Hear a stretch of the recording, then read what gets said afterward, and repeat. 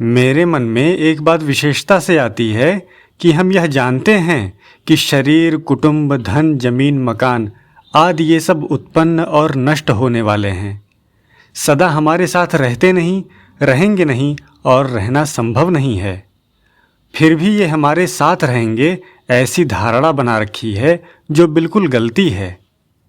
ये सब एकदम नष्ट हो रहे हैं, प्रतिक्षण अभाव में जा रहे हैं। जितना दृश्य जगत है वह सब अदृश्य हो रहा है। दिखने वाले सब न दिखने में जा रहे हैं। भाव रूप से दिखने वाला संसार अभाव में जा रहा है रूप से दिखने वाले सब नहीं में जा रहे हैं। फिर भी इनको साथ रखना चाहते हैं, इनके साथ रहना चाहते हैं। ये हमारे साथ रहें। जो मिला हुआ है वह बना रहे तथा नया और मिल जाए, ये दो प्रकार की इच्छा है। यह कहाँ तक उचित है बताओ? जो रहने वाली नहीं है उसकी इच्छा करना, उसकी प्राप्ति के लिए समय लगाना, उसके लिए ही सोचना कि धन मिल जाए, कुटुंब मिल जाए, मान मिल जाए, बड़ाई हो जाए, आदि आदि पता नहीं कितनी लाइन लगा रखी है। यह ठीक है क्या? यह सुधार कब करेंगे? किस दिन के लिए बाकी छोड़ा है? कब करोगे यह विचार?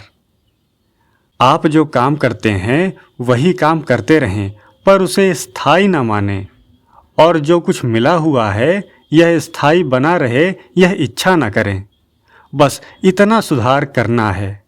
काम धंधा आप जो करते हैं वही करें। शास्त्रों के अनुसार उत्साहपूर्वक काम करें, परंतु उसका भरोसा ना करें, स्थायी ना माने। यह हमारे पास रह जाए और अमुक अमुक परिस्थिति बन जाए, इस इच्छा का त्याग करें। जैसी परिस्थिति बनने वाली है वैसी बन जाएगी। प्रतिकूल बनने वाली है तो प्रतिकूल बन जाएगी, अनुकूल बनने वाली होगी तो अनुकूल बन जाएगी। जो नहीं है उसकी आशा और उसका भरोसा, ये दो चीज़ छोड़ दें बस। इनको छोड़ने में हम पराधीन नहीं हैं, क्योंकि यह बात समझ में आ गई कि ये चीज़ें रहने वाली नहीं हैं। प्रत्यक्ष बात है कि ये सब नष्ट हो रही हैं। इस वास्ते इनका मोह, आशा, भरोसा न रखें, इनका त्याग कर दें। बड़ी विचित्र बात है। हम यह सुनते हैं, समझते हैं, जानते हैं, मानते हैं कि ये रहने वाली नहीं है, फिर भी इनमें ही आकृष्ट होते हैं।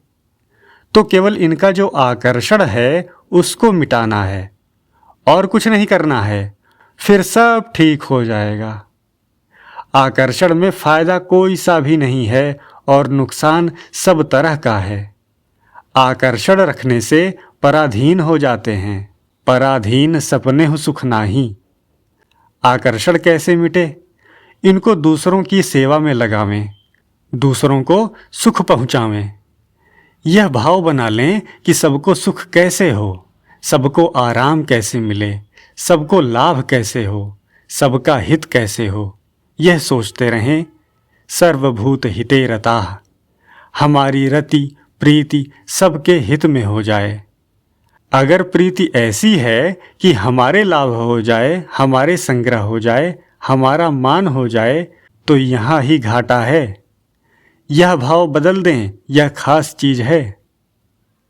हमसे जो वैर विरोध रखें उनका भी भला कैसे हो, उनको शांति कैसे मिले, उनको लाभ कैसे हो, उनका हित कैसे हो, उनका कल्याण कैसे हो, यह सोचो। हमारा भाव ऐसा होना चाहिए। बड़ा भारी लाभ है इसमें। अंतःकरण बहुत जल्दी निर्मल होता है। किसी का भी अहित सोचने से अपना अंतःकरण मैला होगा और कर कुछ नहीं सकोगे।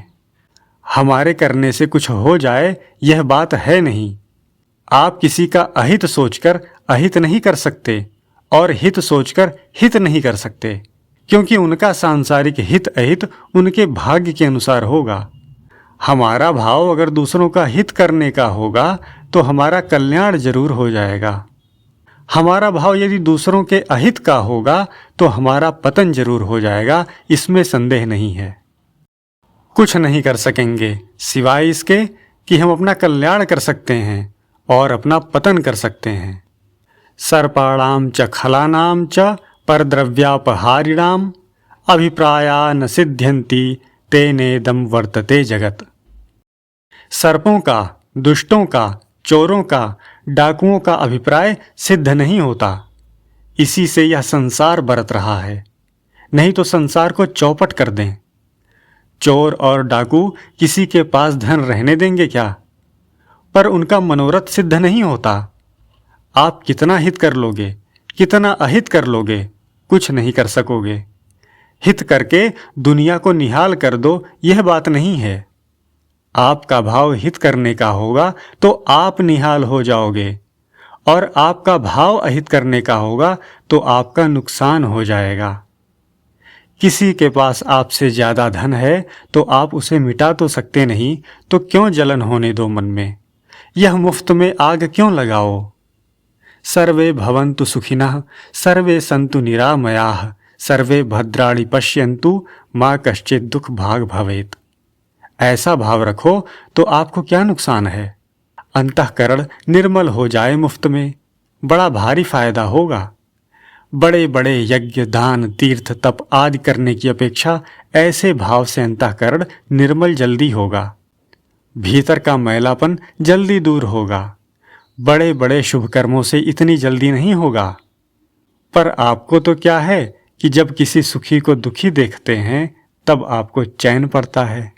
बोलो कितना नुकसान है, यह कितनी खराब बात है। आप मुफ्त में पाप के भागी होते हैं और मिलना कुछ नहीं है। कोरा अंतःकरण मैला कर लो भले ही, भाव गिराकर अपना पतन करना है। बाजार में भाव गिर जाते हैं तो घाटा लग जाता है और भाव तेज होने से मुनाफा हो जाता है। हमने एक बात सुनी कि एक बार असेंबली में बात हुई कि ये जितने धनी हैं ये सब निर्धन कैसे हों।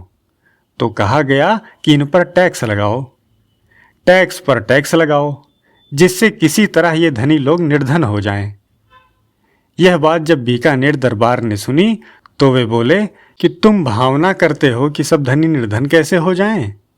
भावना ही करो तो अच्छी करो। सभी निर्धन धनी कैसे हो जाएं, यह भावना करो। ऊंधी भावना क्यों करते हो? अरे मन के लड्डू बनाए जाएं तो उनमें मीठा कम क्यों डालें? इसमें कौन सा खर्चा लगता है? भगवान से भी यही कहो कि महाराज सब सुखी हो जाएं, कोई दुखी ना रहे। अब भगवान करें या ना करें भार उन पर है। आपका काम तो हो ही गया। किसी का भी अहित ना हो, अहित तो हमारे वैरी का भी ना हो। वह चाहे हमारे साथ वैर रखे पर उसका भी हम अहित नहीं चाहेंगे। सर्वभूत हिते रताः। आप और हम ऐसा कर सकते हैं कि नहीं? बोलो भाई। भाव कर सकते हैं, मैं भाव का ही कहता हूं। चीज वस्तु तो इतनी कहां से दोगे, और दोगे भी तो कितनी दोगे? लाखों, करोड़ों और अरबों रुपए हो तो भी सीमित ही होंगे। पर भाव असीम है। भाव से कल्याण होता है, वस्तु से नहीं। नफा वस्तु में नहीं, नफा भाव में होए। भाव बिहूड़ा परसराम, बैठा पूंजी खोए। भाव में स्वतंत्रता है तो अपने भाव में कमी क्यों रखो भाई? उमा संत की यही बड़ाई, मंद करत जो करहि भलाई। अपने तो भलाई करने का भाव रखो। होना करना हाथ की बात नहीं है, पर भाव गिराकर किसी के अहित का भाव करके अपना अंतःकरण क्यों मैला करें? प्राणी मात्र के हित में रति होनी चाहिए। अहित करने वालों को नरक और 84 लाख योनि होगी मुफ्त में। वहां ना तो हित कर सकोगे और ना अहित कर सकोगे, तो मुफ्त में क्यों नरकों में जाओ? हमें जो कुछ शरीर, वस्तु, पदार्थ आदि मिले हैं उनके द्वारा सबकी सेवा करो, सबको सुख पहुंचाओ। ऐसा भाव होगा तो ये स्वाभाविक दूसरों की सेवा में खर्च होंगे। एक प्रश्न आया, महाराज जी जानते हैं कि भलाई करे अच्छी है, लेकिन पता नहीं यह बुराई किस चोर दरवाजे से आ जाती है। तब स्वामी जी बोले, यह तो सुख की इच्छा है। इससे मनुष्य बुरा काम कर बैठता है, उसी से अशांति होती है। जो अशांत होता है वही अशांति पैदा करता है। दुखी होता है वही दुख देता है। सुखी होता है वह किसी को दुख नहीं दे सकता। इनके कारण ही दुख देने की भावना होती है। कोई भी मनुष्य दूसरे का अनर्थ कर ही नहीं सकता जब तक अपना अनर्थ पूरा न कर ले। अपना अनर्थ करके ही दूसरे का अनर्थ करता है। परंतु सुख की इच्छा के कारण मनुष्य का अपने अनर्थ की तरफ ख्याल ही नहीं जाता। वह समझता है कि मैं दूसरे का अनर्थ नहीं करता हूं। आप स्वयं तक तो न सांसारिक हित पहुंचता है न अहित पहुंचता है। आप दूसरे का हित करें तो भी वह उसके स्वयं वहां तक हित पहुंचता ही नहीं, केवल आपको लाभ और हानि होती है। एक प्रश्न आया, सुख दुख किसे कहते हैं और इनकी निवृत्ति कैसे हो? तब स्वामी जी बोले, देखो, एक मार्मिक बात है कि वास्तव में सुख दुख है नहीं। हमारे मन के अनुकूल हो जाए तो सुख हो गया और मन के विरुद्ध हो गया तो दुख हो गया। बाकी कुछ है नहीं सुख दुख, ये हमारे बनाए हुए हैं। एक कुम्हार था, उसके 2 लड़कियां थीं। उन दोनों का पास के गांव में विवाह कर दिया था। एक लड़की के खेती का काम था और दूसरे के मिट्टी के बर्तन का काम था। एक दिन कुम्हार लड़कियों से मिलने के लिए गया। पूछा, बेटी क्या ढंग है? पिताजी, खेती सूख रही है।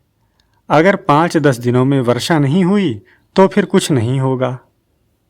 दूसरी लड़की के यहाँ गया और पूछा तो वह कहने लगी, पिताजी, बर्तन बनाकर सूखने के लिए रखे हैं।